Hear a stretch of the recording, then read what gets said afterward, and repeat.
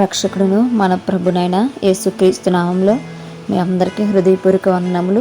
ఈరోజు దేవుని వాగ్దానము ప్రకటన గ్రంథము 11వ అధ్యాయము 17వ వచనము.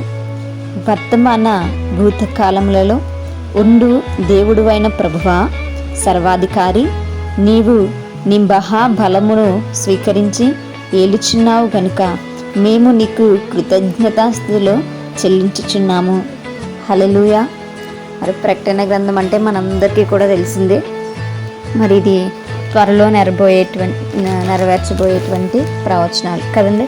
పరలోక రాజ్యము, రెండవ రాకడ, ఇదంతా జరిగేటువంటి మరి మాటలు ఇవన్నీ కూడా యోహాను గారు రాయడం మనం చూస్తాం. అయితే ఇక్కడ మరి పరలోక రాజ్యంలో ఉన్నటువంటి పెద్దలు తెలియజేస్తున్నటువంటి మాటలు ఇవి.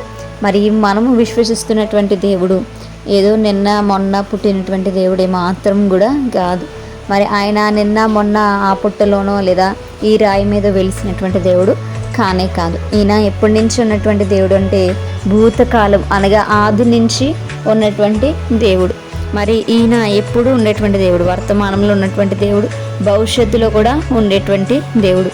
మరి అలాంటి గొప్ప దేవుణ్ణి మనము విశ్వసిస్తున్నాము, నమ్ముతున్నాము అనడానికి ఏమాత్రం కూడా సంకోచించడం అవసరం లేదు.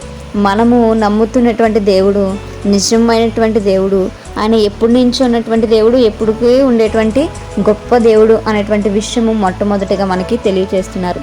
ఆయన గొప్ప దేవుడు, ఆయన ప్రభువు. అంటే ప్రభువు అంటే పాలించేటువంటి వాడు అని అర్థం. ఆయన మరి ప్రజల్ని పాలించడానికి ఆయన వచ్చినటువంటి దేవుడు, ఉన్నటువంటి దేవుడు. ఆయన సర్వాధికారి అయినటువంటి దేవుడు.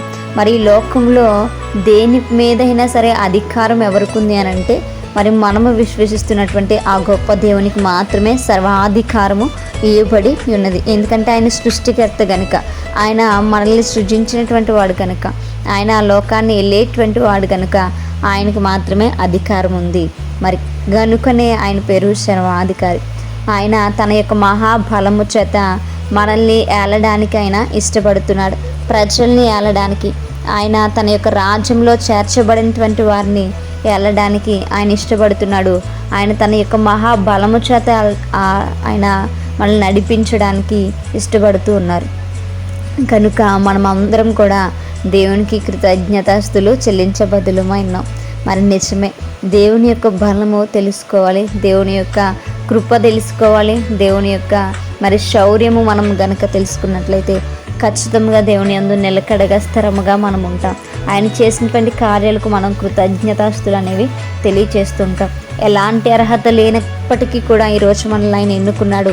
ఆయన యొక్క ప్రభావం ఏంటో తెలియచేస్తున్నారు, ఆయన యొక్క ఉనికి ఏంటో మనకి తెలియచేస్తున్నారు. కాబట్టి మనము ప్రతి దానిని గమనించేటువంటి వారము ఉండాలి, గ్రహించేటువంటి వారము ఉండాలి. ఏదో ఆచారబద్ధంగా నడిచిపోవడం వెళ్ళిపోవడం కాదు, కానీ దేవుని యొక్క ప్రభావమును, ఆయన యొక్క కృపను, ఆయన యొక్క వాంఛలతో అన్నీ గుర్తెరిగి ఆయన బహుబల గొప్పగా ఆయనను నమ్మేటువంటి వారముగా మనం ఉండాలి. అలా కనుక మనం నమ్మినట్లయితే మనము కూడా పరలోక రాజ్యంలో చేర్చబడతాం. మనము కూడా ఆయన ఏలేటువంటి రోజుల్లో, ఆయన ఏలుబడిలో మనము కూడా ఉంటాం. అటువంటి కృప ధన్యత దేవుడు మనందరికీ కూడా దయచేయనుగాక. నేను ప్రార్థించుకుందాం. పరిశుద్ధుడా, మహాగణుడా, గొప్పవాడా, యేసయ్యా మీకు స్తోత్రాలు. సర్వాధిపతి అయినటువంటి దేవా మీకు వందనాలు. ప్రభా, నిజమే అయా, నువ్వు వర్తమాన భూత భవిష్యత్ కాలంలో ఉన్నటువంటి దేవుడు, నువ్వు సర్వాధికారి అయినటువంటి దేవుడు ప్రభా. అయా, మమ్మల్ని కాచి కాపాడుతున్నటువంటి దేవుడు ప్రభా. అయా, నీవు నా ప్రభా న్యాయాధిపతివే వెళ్ళబోతున్నటువంటి రోజులు వస్తూ ఉండగా ప్రభా, మేమందరం సిద్ధపడుటకుని సహాయం దయచేయండి. అయా, మీ యొక్క నాయన కార్యములను చూసి నాయన కృతజ్ఞతాస్తులు చెల్లించేటువంటి వారముగా మేము ఉండటకును ప్రతిదీ మాకు నేర్పించమని ప్రభా వేడుకుంటూ మా ప్రార్థన ఆలకించి అంగీకరించి నీ పాదసన్ని చేర్చుకోమని యేసయ్య అంత పరిశుద్ధ నామములో అతి మిక్కిలి వినయముగా బ్రతిమలాడి వేడుకుని పొందించున్నాం మా ప్రియ పరలోకపు మా కన్న తండ్రి. Amen. Praise the Lord everyone. May God bless you all.